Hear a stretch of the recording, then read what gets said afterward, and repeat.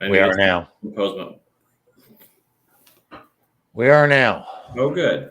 Okay, Welcome sorry back. about that, folks. A little technical difficulties. We are back. Had to do this a little differently. So let's start back where we were. Okay. Essentially, this live stream is so that we can take and introduce who the Liberty First Foundation is. A few of you have been to our website, you've been through our group and so forth.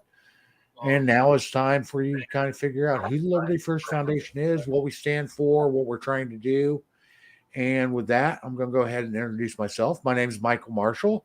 I am one of the co-founders, along with Frank Johnson and Jeremy.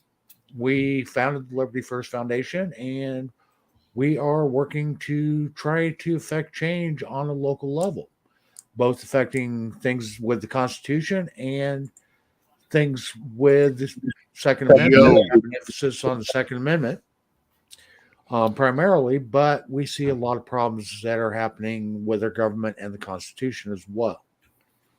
So, with that, I'm going to go ahead and turn the mic over to Frank Johnson and let him introduce himself, and then we'll go around and let everybody introduce themselves. Please join in the chat through either Facebook or YouTube, and you can send us comments. We'll see those and we'll respond to them. All right. Well, that's Michael, and I am Frank Johnson, one of the co-founders of the Liberty First Foundation. Quick, brief background on me. I am the consummate Second Amendment guy. Born and raised into the gun community. Part of my life, it's in my blood. The gunpowder and lead is coursing through me all the time. Matter of fact, I just got back from the range about an hour ago, so I still smell like gunpowder. But I have been an advocate for gun rights my entire life, as long as the rest of our civil liberties. Being a part of the Liberty First Foundation was, I guess, more or less a calling for somebody to step up and do the things that many of our larger gun organizations, civil rights organizations, aren't doing, and that's standing in at the grassroots level to make positive changes where we can, and where we can make movements that a lot of other organizations can't make. So we're able to, at the local level, engage in conversation and education and speaking engagements and everything, where a lot of these other companies and organizations don't ever really, step foot into that water. We get in there and get it done. We're all of the same mind that it doesn't matter who gets the credit so long as good things happen. Well, the Liberty First Foundation has spent the last 5 years making good things happen. Just we have been very reluctant to take credit for a lot of what we do, because it gives us the ability to fly under the radar and to sort of come at certain people without them expecting that we have an agenda, and that agenda is liberty and freedom. And we want to be able to pose those tough questions to the powers that be and find out exactly why it is that they're standing in the way that our founders saw fit to enumerate our God-given rights, and why exactly it is that they're trying to do what they do to curtail, circumvent, or downright take them away from us. So I've been very fortunate and blessed to be graced with good friends who have joined in the fight, and one of them is our good friend Jeremy Bishop, who is listed as Primo Libertas at the moment, and he's going to give us a little background on himself and why he chose to join us. So, Primo, all you. My name is Jeremy Bishop. I joined the Liberty First Foundation approximately 2 years ago after my whole life in the Second Amendment community and some mutual friends and things amongst the group. And the reason I've joined is our heavy involvement in community unification and kind of starting from the bottom. And we are really just here to get everyone together. And we know that we won't ever get anything if we start at the top tier level. So we need to start with our friends and neighbors, brothers and sisters, to bring things together before we can make an impact at the top. And Liberty First Foundation is my life. I mean, decide. This is what we do. This is who we are. We're here for a civil rights with a constitutional protection for everybody, and we're here for you. Next on the line, we got Michael Vasquez, who's a longtime friend of the group. Mike. Hey guys, and I'm happy to be here with everybody.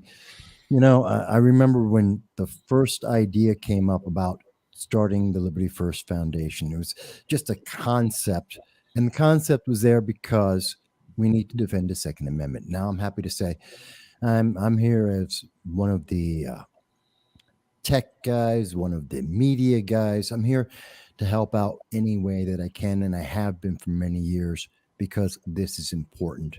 And I don't think everyone realizes if we don't have the Second Amendment, if we don't have our ability to defend ourselves, our families, our friends, our nation, then we don't have a nation. There is nothing else. You don't have freedom if you don't have the ability to defend yourself and what you believe in. And that's what this is about, informing people, letting them know what's going on with their freedom at every step of the way. And that's why I'm so happy to know Mike, Frank, to know Jeremy, and to meet Alex today. This is about America, and I'm happy to be a part of it. Thank you. I guess it's my turn then. My name is Alex Payne. I run a media organization called Wanderer Media. We started up, our first coverage was January 6th at Washington, D.C. was our first deployment. And ever since then, we've been working with the Liberty First Foundation So while Frank Johnson is the 2A guy, I am the big 1A guy. I believe that conversation, discussion, and discourse is the only way we prevent violence in this country. And I think our media organizations are both cowards and corrupted. And stupid, corrupt, cowardly people do not make for good discourse. So I have been trying to break into the First Amendment space to show people that you can be brave and speak out against, or you just even bring up things that you find to be questionable. Not even talking about speaking out against the government or against anything, just talking about things that you feel are questionable with other people who agree or don't disagree with you. Open and honest discourse is what my organization is working for. And that's it. And the only people that seem to be honest, and this group right here.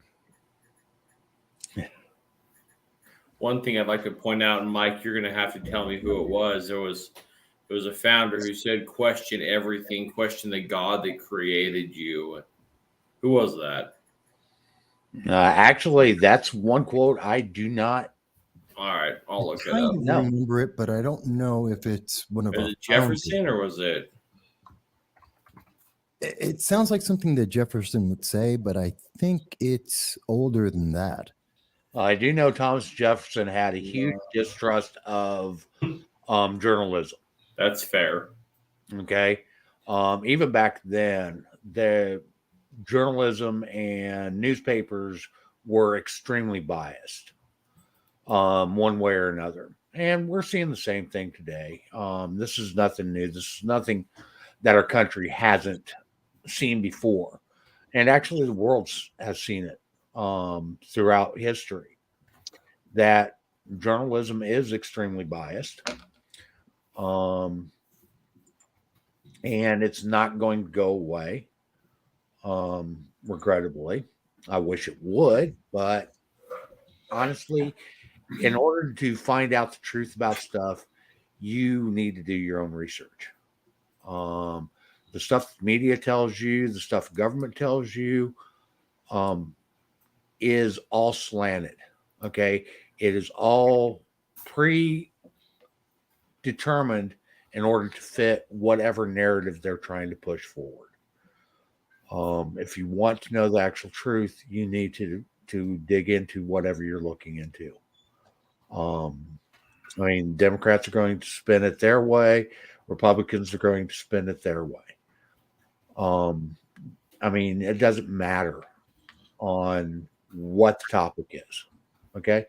And honestly, political parties are set to divide us. That's their whole purpose, is to keep us divided. And they do that often with journalism. They do that often with the way they talk, way the politicians talk to us when they're running for elections. They purposely set out to set us up into groups, and the smaller groups that they can get us confined to, the more control they're going to be able to exert over us. That's one of the things that when politicians talk to us, they can get us confined to, the more control they're going to be able to exert. Okay, somebody's got their. That wasn't me. Yeah, I don't somebody's think got me. the stream up on a channel and it's bleeding through. So Not me. back to where I was at. Okay. Essentially, people are going to always try to persuade you to believe the way that they want to believe. And if you don't, they want to set you off and limit your exposure to their group. And that's how they work on getting us divided. Okay, we see huge divisions between the Republicans and Democrats, and depending on what party your representative is from, you can see from their dialogue exactly how they are trying to keep you divided from their opposite party. Political parties, that's their whole purpose. Now, we at the Liberty First Foundation, we are not supportive of a particular party, one party over another. We want the truth to get out there. We want people to be informed so that they can make their own decision. They can make up their own minds. We are constitutionally based. Okay. We are very, very reliant upon the framers' original intent of the Constitution, not these modified definitions that they're trying to pass forth today. Okay. The Constitution, the way it was written, hasn't changed. Okay. The way people try to interpret it has changed. But the original intent, the original meaning of the Constitution remains the same. It is not a living document. It is a document that was set forth to control our government. And 9 times out of 10, you'll find that people are pushing that the Constitution is interpreted different today than it was then, are the people that are trying to go against the Constitution. So that's kind of where we stand. I'm going to open up the floor to some of the other members of the roundtable and let them kind of discuss what they want to talk about. Let them discuss what they see the Liberty First Foundation and why they became involved. I became involved because I am a huge supporter of the Constitution and getting our country back to its constitutional foundation. I believe that a lot of our problems that we face today are because our Constitution has been so grossly disregarded. So with that, I'm going to open up the floor. Whoever wants to talk next. Let me jump in. I love this. You know, it's really important because you hit on something there, Mike. It's the revisioning, and we see this in so many aspects of our community and our lives right now. We are redefining things that already have definitions. We are reimagining things that already existed. Think of all the movies you see, all the TV shows. You listen to definitions of medical terms. It's all over.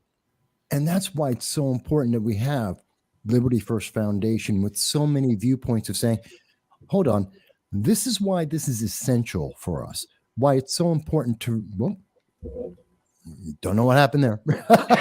That was me. Well, the screen's black on my side. We can still see you, Mike. Go ahead. Keep going. Okay. So this is why it's so important for everybody to remember, what did we start with? What is the Second Amendment about? And why is it essential to freedom in America? Why is it essential to freedom in our lives going not just today, but in the future? And this is always important because this isn't just about us right now. I want everyone to remember out there, this is about our kids. They don't know unless we tell them, unless we remind them, no, yeah, you want freedom. That's fantastic. How do you defend freedom? How do you make sure no one takes it away from you? What's the one thing that we have seen in every government around the world that has become autocratic? The first thing they do is take away all the firearms, all of the ways for people to defend themselves so that they can then turn around. And we've seen this in Venezuela, we've seen it in China, we've seen it in Cuba. Let's go down the list. You see this all the time. That's why this is important, and why it's important for people to pay attention and to be involved, to say, yeah, I know freedom is important. I believe in whatever you want to believe in, whether that's free speech or expression, religion, sexuality. I don't care what it is. If you believe in it, the only way to defend that is by being able to say, and I have a Second Amendment to allow me to do that. I think that's important. Hey, Mike, can I piggyback off your comment? Absolutely. Go right ahead. So what he said about the Second Amendment is absolutely right, but the Second Amendment once they take away our ability to physically defend ourselves, then they come after our speech, then they come after our communities. We saw over the past 2 years everything from the ability to publicly protest, unless it was politically accepted. The George Floyd protests, 100 plus days of rioting through all of our major cities, was 100% accepted by certain political organizations. But anytime parents want to protest a school board, questioning how what education policies are affecting their children, the FBI are called on them. Once they remove our right to defend ourselves, and the Kyle Rittenhouse case is a perfect example of how the court system was dragged and pulled, kicking and screaming across the finish line for a good decision. Kyle Rittenhouse defended himself, and he wasn't convicted. But every single opportunity they have to remove our right to defend ourselves it's happening right now, and they want us to rely on the state. The second they take away our firearms away from us, the second they take away our ability to defend ourselves, they will take away our ability to speak to each other, to interact with each other, to gather. I mean, social distancing to me is just another way, a subtle, soft, kind of a soft politics way of convincing us to not be close to each other.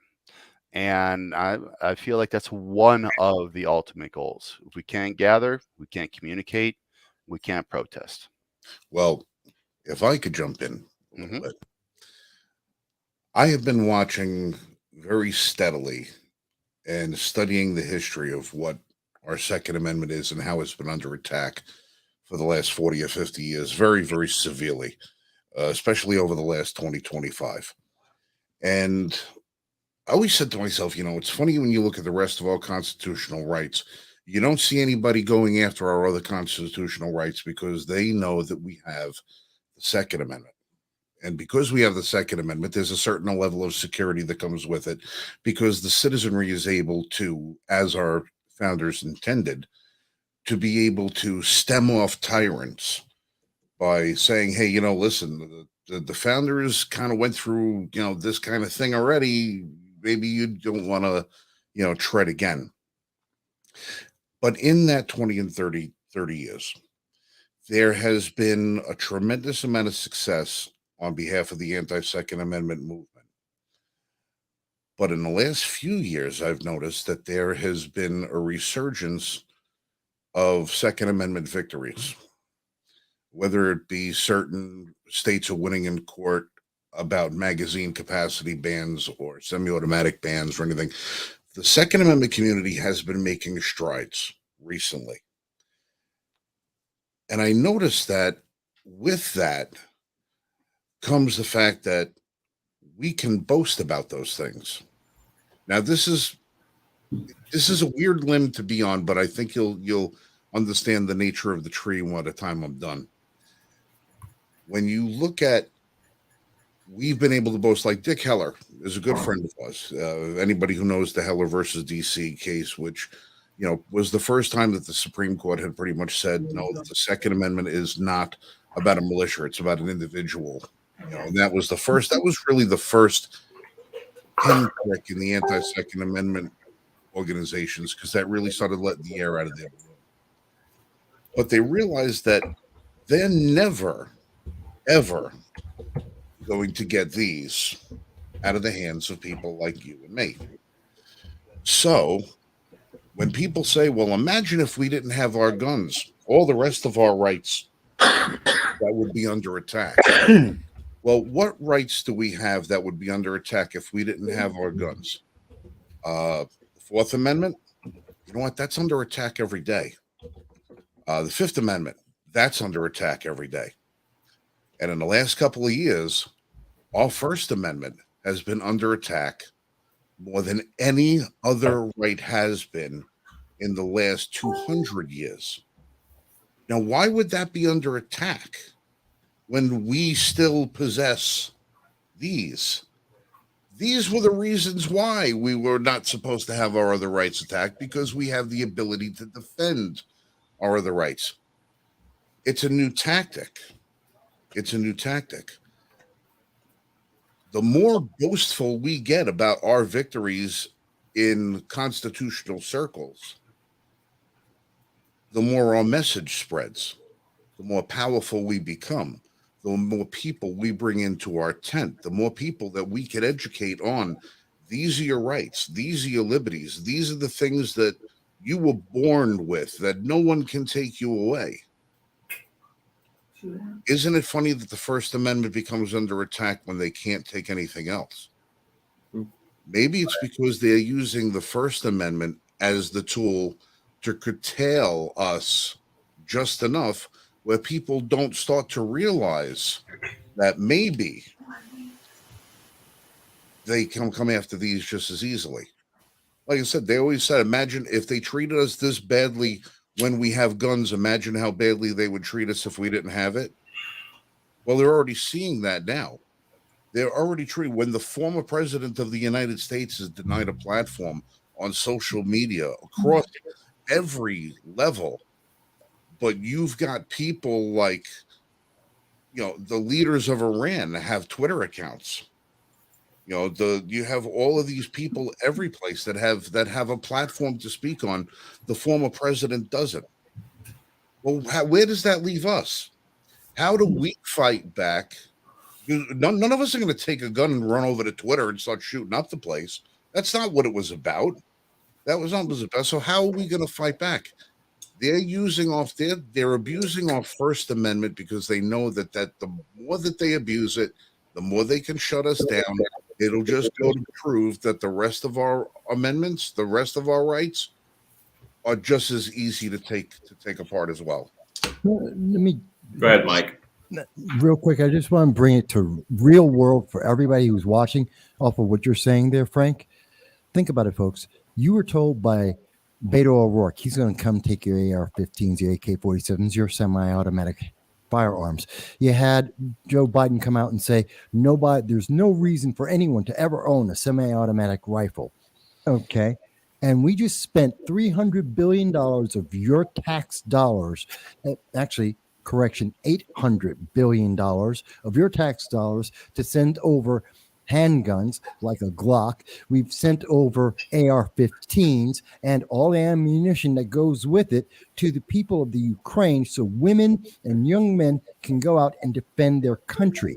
Think of how much, if they had a Second Amendment, think of how much less likely Russia would have been to go in there and to try and take over that country. If he knew, like the United States, when Japan was terrified to attack us, because behind every blade of grass is a firearm.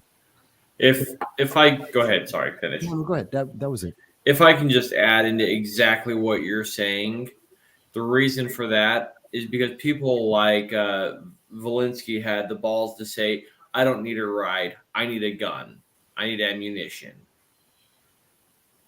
Well, And that's people very here true. wouldn't say that, but for him saying that, that speaks volumes for his character.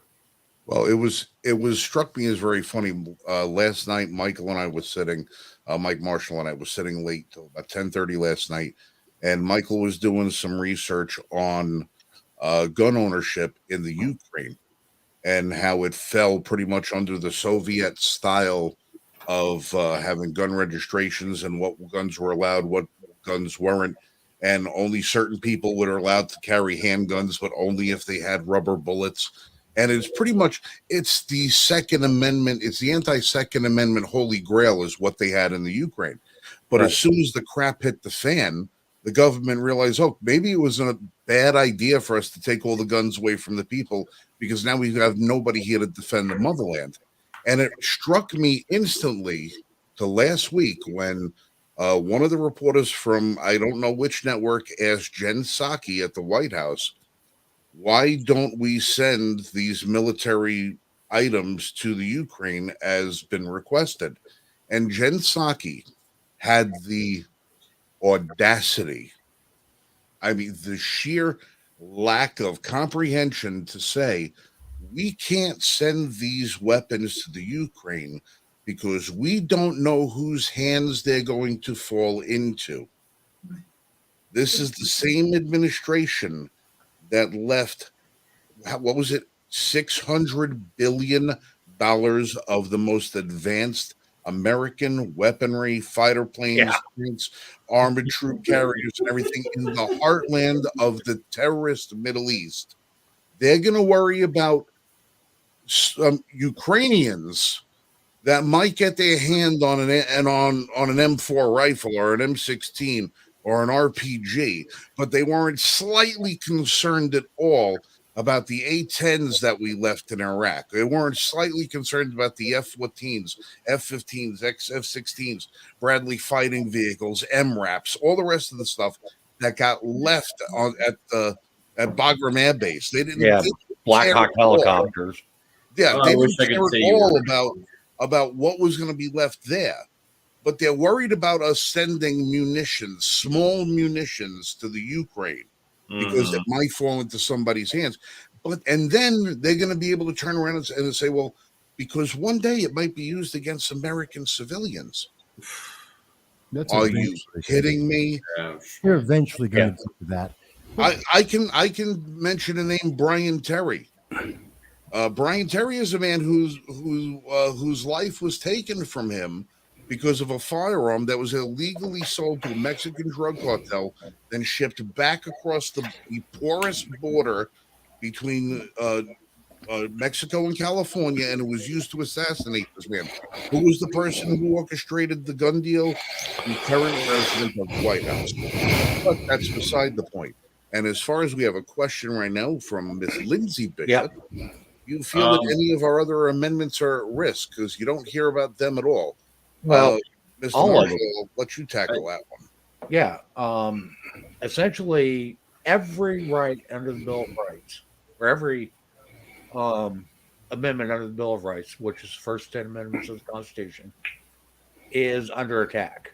We are seeing red flag laws are attacking literally almost every one of the first 10 amendments.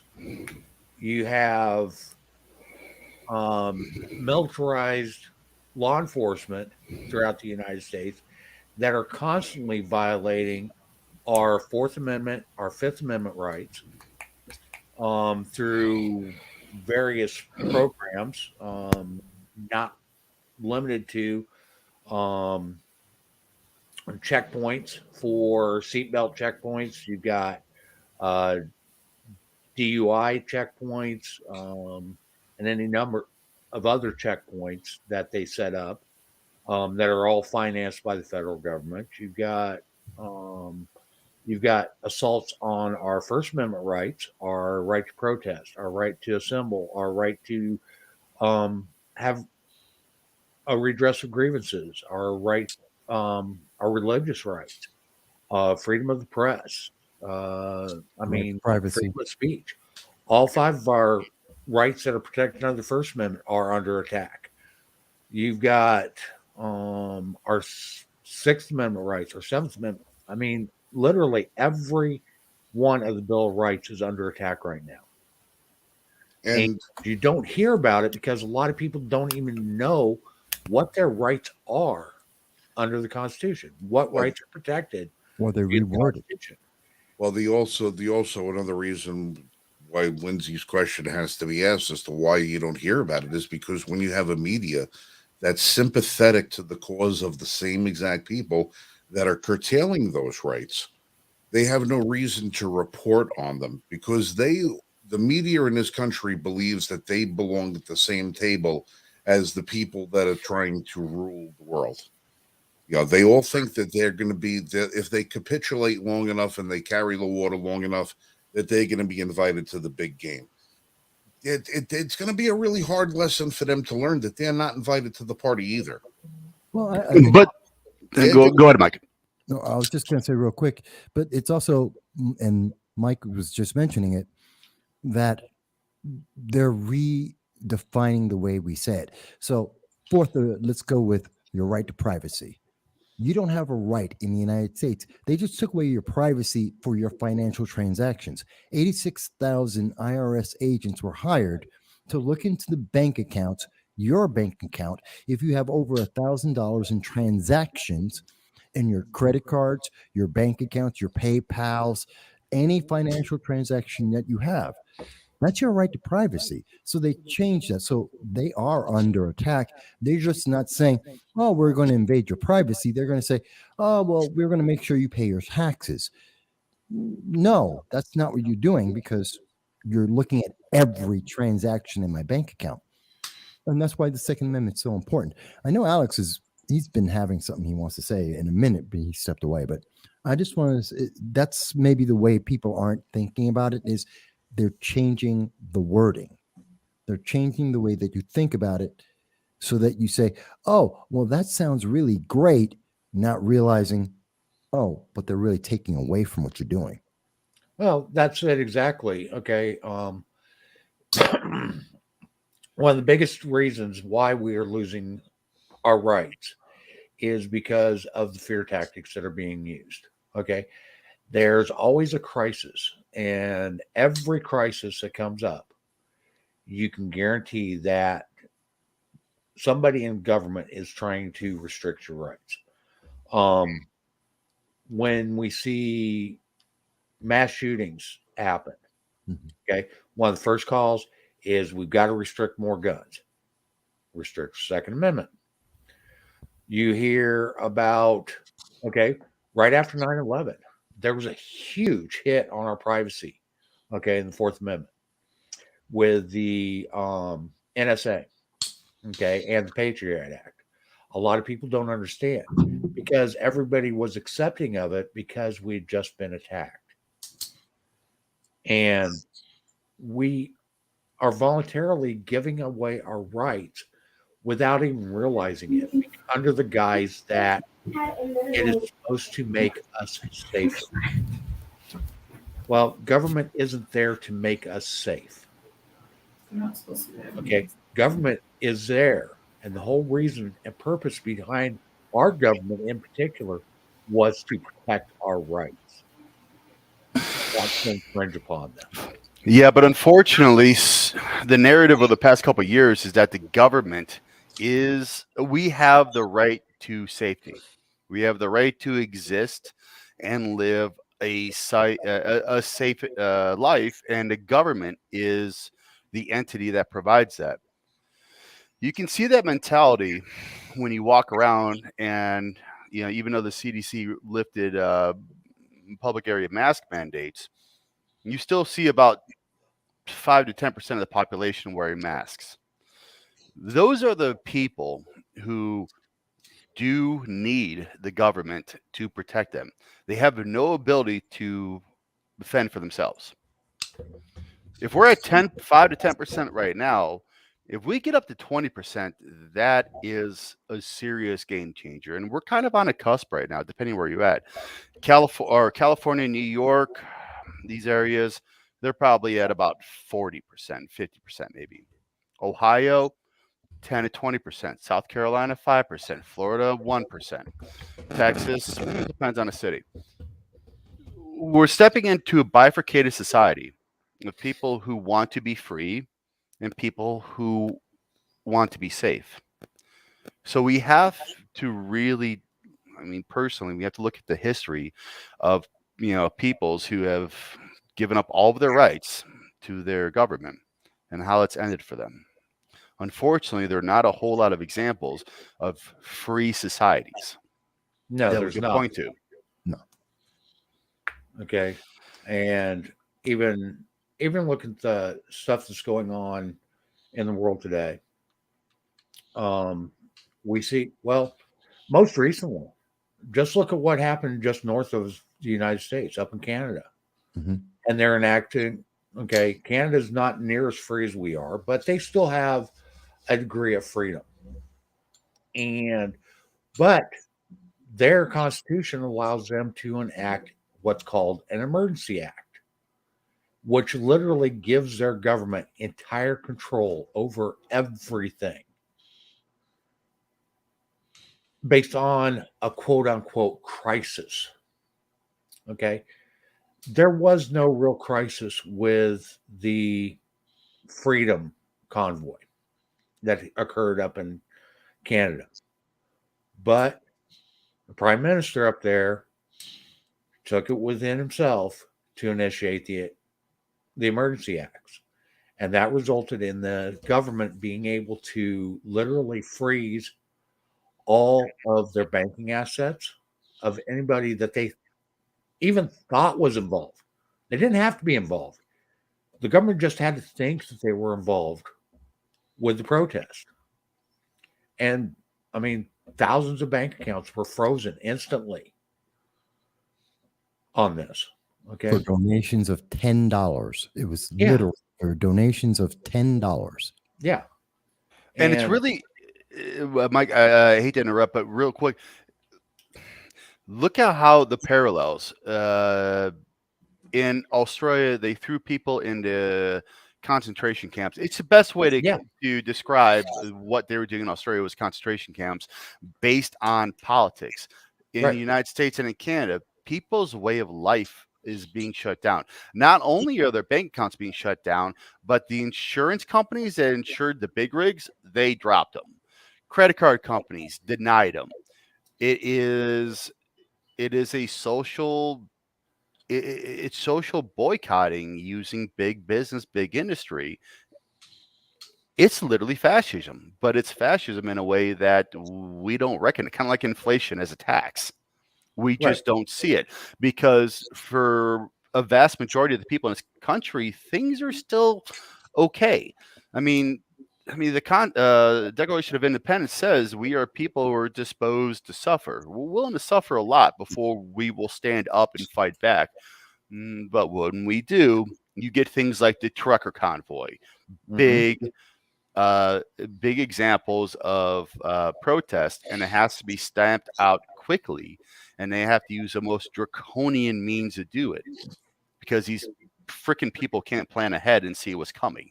Well, if you want to take one of the greatest quotes of all time to really show you about fascism, is probably one of the greatest known fascism of all, Joseph Stalin, when questioned about all the things that the people could complain about. He says, well, as long as the trains run on time, people don't really care. As long as you have a certain amount of what goes on in everyday lives to be stable, and one thing that people can rely on that's always going to be there, that doesn't change, they feel that normalcy still exists. They'll watch the rest of the world around them burn down so long as that one thing in their life remains a constant. And for whatever that one thing is, there's enough of a constant in this country, whether it's the TV shows that people watch, the radios that people listen to, the propaganda that's pumped out to them at a dizzying rate every day.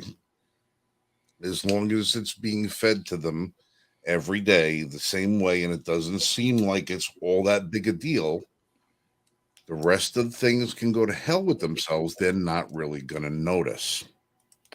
Hey, I have a comment real quick on that exact point.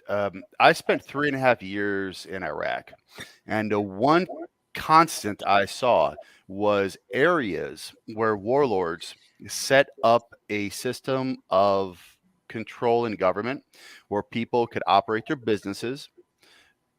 Facilities ran, electricity ran, public works worked. The people supported it. For the most part, people just want to live their lives and they don't want to be messed with. So if their lives can move forward generally in the same path it was before, they'll accept it. They'll accept a lot to have normalcy. Right, they will. Everyone wants that because you get these wonderful promises. And this is the danger for the United States, which a lot of people aren't thinking about. You notice all the examples we have in history? Rome, here, let me give you the Colosseum and bread. Let me give you trains that run on time. Let me promise you that you're going to have wealth. That's Venezuela, in case you didn't realize it, or maybe even Cuba. You get these wonderful things. You're going to have health care. You're going to have food. You're going to have money. These are the things that you're sold on. And then they come up with a emergency. Well, Right. We can't control the truckers. We can't control the rioters. We can't control whatever it may be. And then they say, well, to protect you, to come in and help you, to save you, to make sure that you're going to still have that free stuff or those things that you rely on, your distractions like entertainment, then we need to take away something. We need to take away temporarily, always temporary, take away this right, this freedom. This is a snowball. It always becomes more. And the situation that they took it away from never ends. We have changed the world and our lives in 2 years for 15 days. And we are never going back to where we were before, because even today, they're talking about, well, let's get ready for the next medical crisis. Let's get ready for the next situation. Now we have a new thing to worry about, whether it's race or there's about 15 different issues that you could see. And there's another one. And they're at the same time saying, because Beto the beta down in Texas, the fake Hispanic that he is talking about, well, I still am going to take your firearms, but we have to give them to people in Ukraine. I'm not going to give up. They're giving it to Ukraine as they tell you to your face, you can't have it because we, the government, can't trust you, the people, and we're going to take care of you. Think about this. The government didn't get you a job. You went out and got the job. The government didn't give you an education. You got the education. You learned. You have made the choices of your life, who you got married to, who you go out with, who you date. I don't care who it is. The things that you eat, the businesses you go to. You make every choice in your life, and the government's turning around and saying, hey, guess what? We have a better solution. Just give up a couple of your freedoms. And one day, and they're already doing it, they're going to turn around and say, oh, by the way, that firearm, you don't need it. I'll give you a great example of something, and then I'll see what you guys think about this. I have said recently, I believe the very best way to protect every woman in America, because I know feminists are very concerned about women's safety, and they should be. Okay, you want to protect women. Fantastic. Every single high school and college in America should have a mandatory program for every woman to be trained with a firearm. Whether or not they choose to carry is up to them. That we would provide every woman the right, guarantee them, cross state lines. You have concealed carry for every woman, and every woman is trained in high school and college to be proficient with a firearm, and then they get to have their choice. Do you think that might reduce the amount of the concerns that women have about being safe and protected, rather than oh, here's a law. We're going to take away the firearms and the right to firearms from everyone because that might stop one criminal who might actually follow the law. Which one do you think is going to be more effective at deterring crime and violence? I always find it oxymoronic that they believe criminals are actually going to follow the law. By their very nature, the whole reason why people are criminals is because they failed to follow the law. I I saw a headline on earlier on one of the social media things. Guy broke into a home in Long Island that happened to be owned by an off-duty New York City Police Department detective, and the headline said, "Thief picks wrong home." And I said to myself, you know what? Shouldn't every home be the wrong home? Exactly. What if it was one of the other, 7.9 million people in the New York City five borough area that have been denied the right to own a firearm or to carry a firearm or to possess a firearm because of the policies of the people who run New York City and run the NYPD? What if it was one of their homes? Would it have been thief picks right home? Thief picks the right home. He walked in, got everything he wanted, and he left. How many houses have? How many? What would have been an otherwise just regular normal burglary turns into a home invasion, where entire families get wiped out, Yeah. or heinous things happen to the mother and children of the home because they were not able to defend themselves. But when a criminal breaks into the home of a police officer, the headline says, criminal picked wrong house. Oh, too bad for him. He picked the one house where someone could defend themselves. Every home in America should be the wrong home. Every potential victim in America should be the wrong victim.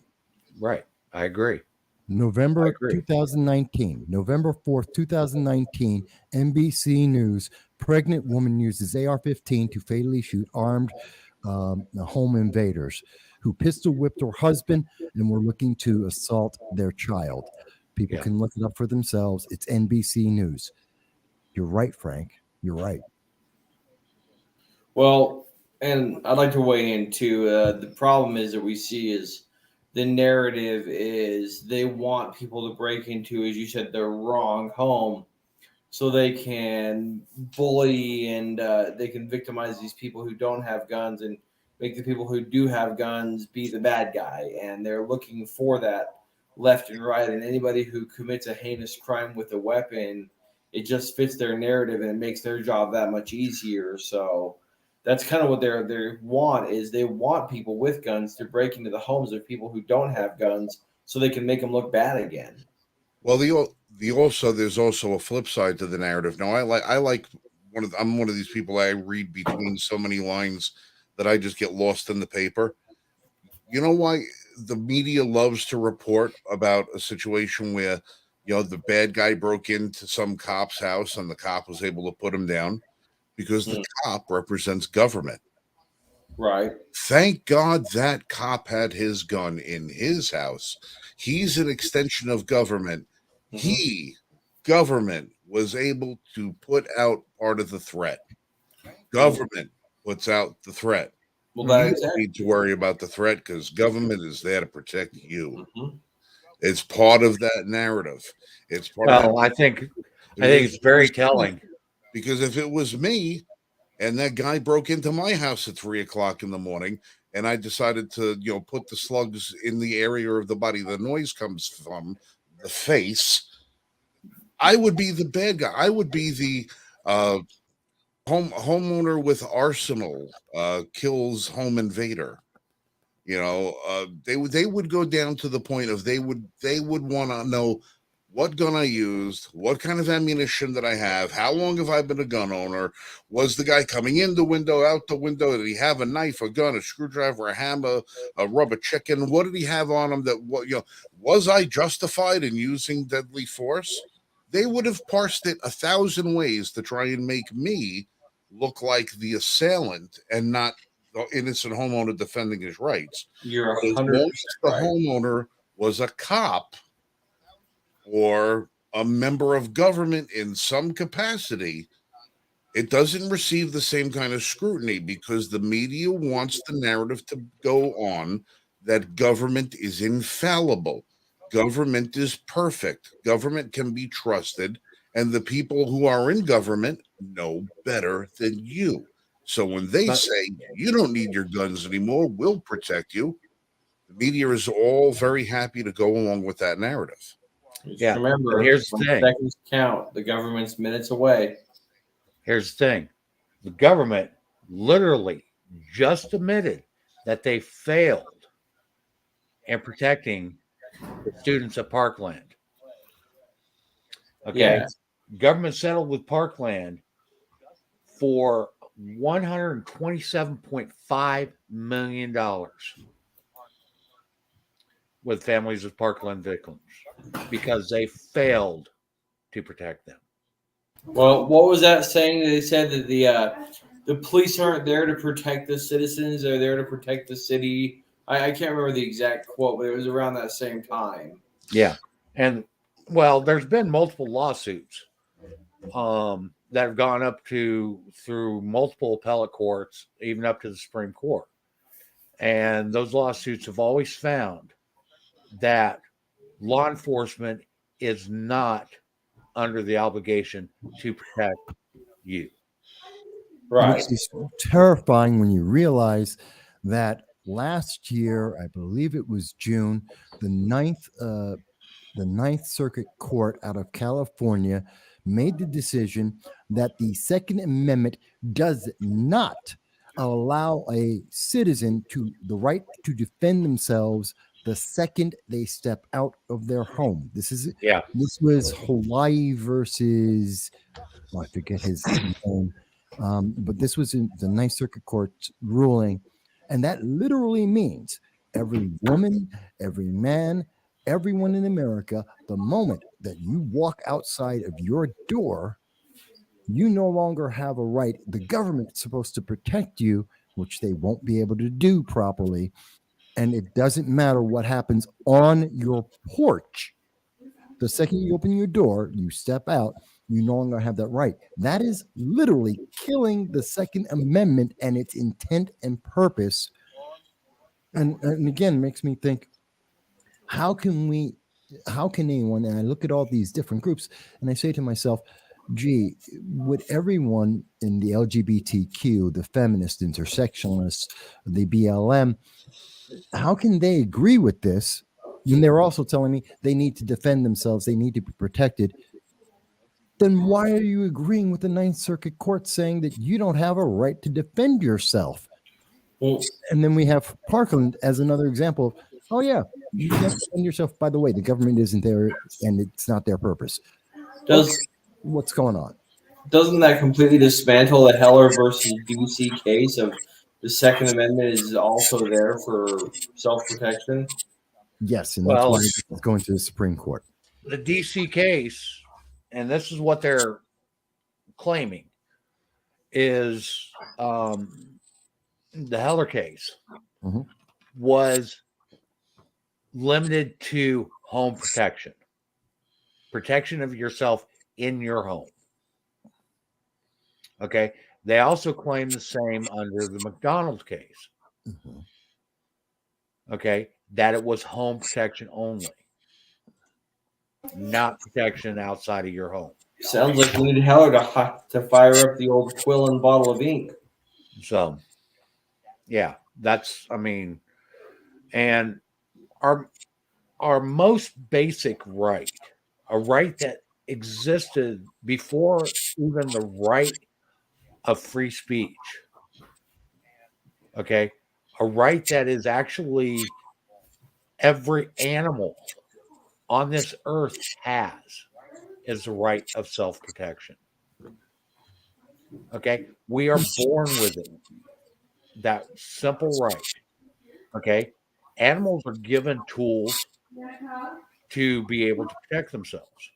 Okay, some are given poisonous bites, some are given claws, sharp teeth, talons. I mean, any numerous things. Even plants have mechanisms for self-defense. Okay, we're humans. We need to be able to defend ourselves, and we need to be able to defend ourselves against all threats, not just threats that the government thinks are important, but against all threats, including governments that wish to invade us, wish to control us, wish to whatever. Okay. And the only way we can do that is by protecting the Second Amendment. Well, one of the things that it dawns on me is that the best way for people to understand how big of a threat our government is against us, because let's face it, our government is the biggest threat to civil liberties in the United States than any group would be. It's government itself is the threat. Now, I'm not saying that government is bad. I don't want people to get the interpretation that I'm saying government is bad. Government is a threat. That's what the ACLU says. Right, because government has power. And they have the power of the purse, they have the power of the pen, they have the power of the military. The thing that government needs to do for people to understand how big of a threat it is to do what the founding fathers did in 1776. And that is to admit it. Government needs to admit to the people that while we are here under the guise of protecting your rights, we ourselves are the biggest threat to your rights. And until we have a government with a president, a Congress, a Senate that is going to, formulate a statement that tells the American people, listen, we are human, we are fallible. We are going to do the best that we can to protect your rights. And in doing so, we might wind up screwing up. You got to keep us in check, whether it's through elections or whatever. But the fact of the matter is, we, government, are the biggest threat to your rights. That's why it's important for every citizen to become educated in what their rights actually are. And that's why groups like ours have to be on the mission to educate people to the point of saying, listen, it's not your neighbor that you have to worry about because he votes red or he votes blue or she votes purple or she votes that way. It's not your neighbor you have to worry about. What you have to worry about is the power that is put in the hands of the people that wind up being elected. And this is how they could affect your rights, because they are the threat, not your fellow citizen. Your fellow citizen is only a threat one-on-one, if the case would be. They're not a threat to you and your way of life, because they really can't deprive you as one person.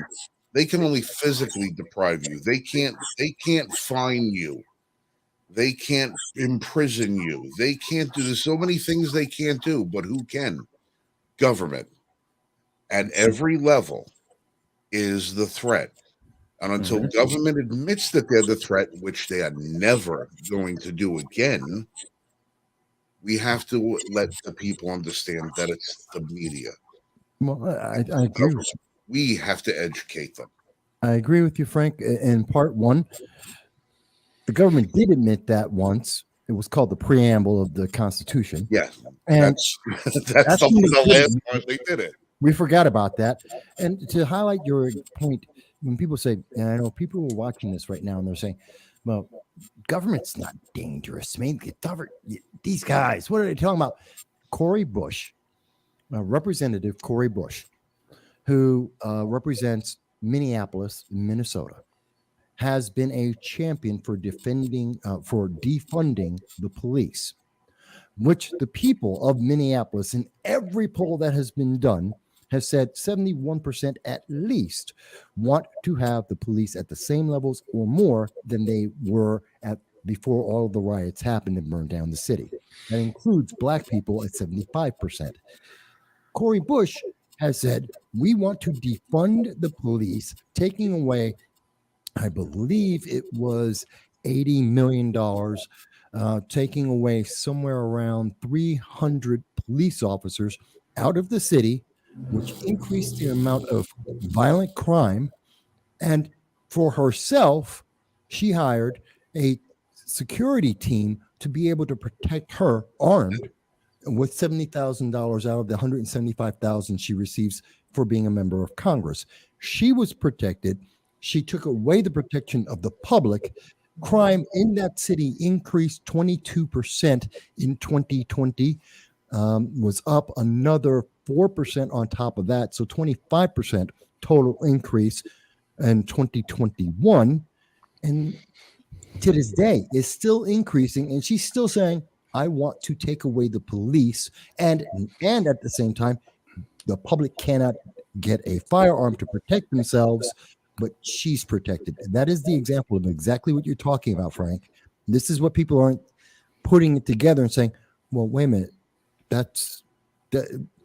no one's ever said it that way. Well, that's why Liberty First exists, to say it that way so that you can say, Exactly. oh, Hey, can I make a comment real quick? Two things. One, I think we brought this up earlier, but just to reiterate, Ohio finally passed constitutional carry. Yes, congratulations, Ohio. Thank you very much. That was finally our legislation bending to the knee to the population, saying that they want to have control of their own safety. And Mike DeWine signing it because he knows he's about to get booted out of the governorship because of his handling of COVID. But I want to bring up something a little bit more close to home. I wonder if DeWine might have been pressured into signing that legislation by being called to the carpet by certain people who showed up in Ohio. Exactly. And by the way, DeWine and Renacci both turned down the debates. They're not debating for the primary. Oh, of course. But why would they? Exactly. The point I'm trying to get to is I live close to Akron, Ohio. And if you guys have never heard of Akron, it is a butthole of Ohio. It is Kenosha in every stretch of the matter. Unemployment is through the roof. Violence is through the roof. And what is the Akron City Council doing? They can't get cops in there because of the way they treat their police officers. So they're backfilling the police with what?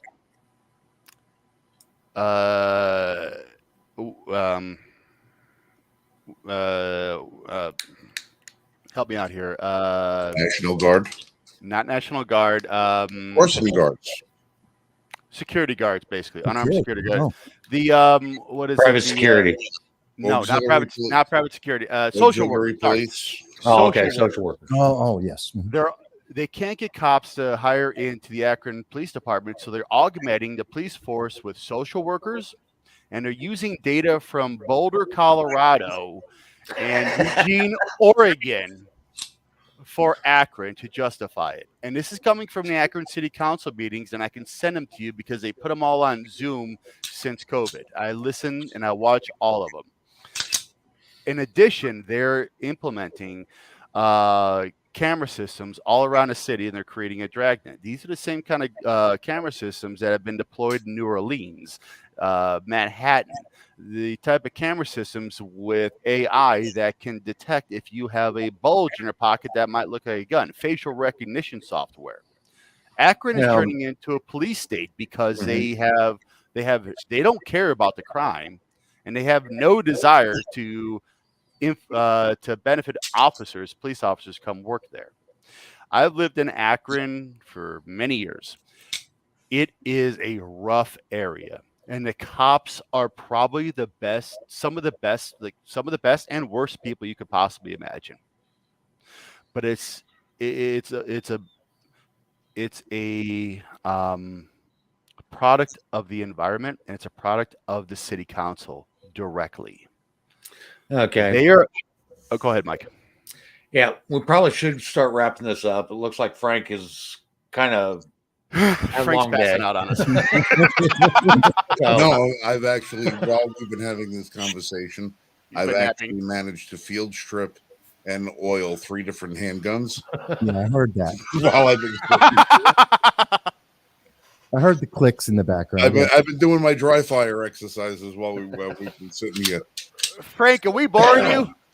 No, we have to go for over I an have hour. I have to multitask myself because it's keeping me busy. I'm watching the screen.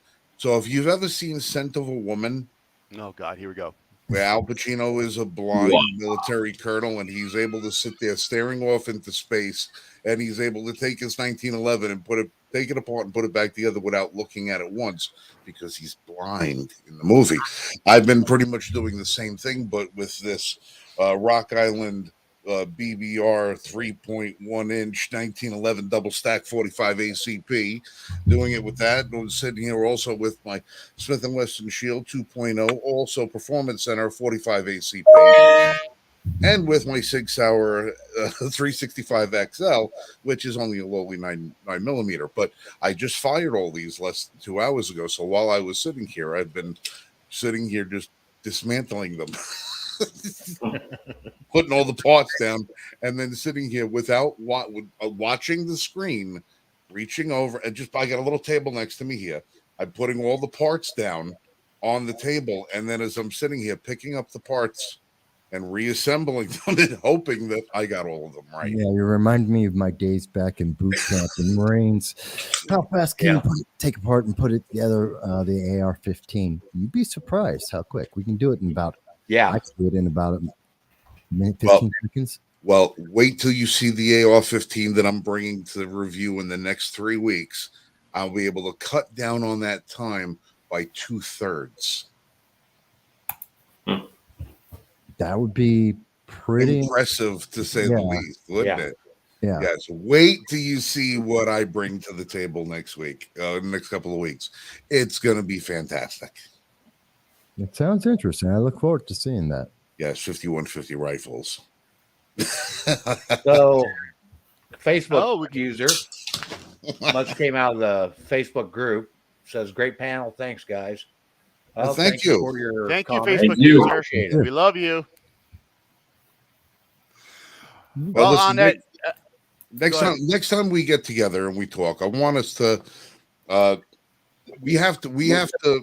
Here's the bottom line, people. Liberty First Foundation, since we've started, we have been completely and totally self-funded. Yes. Everything that we do, everything that we buy, every place that we go, we buy it. It costs us a boatload of money in order to do what we do.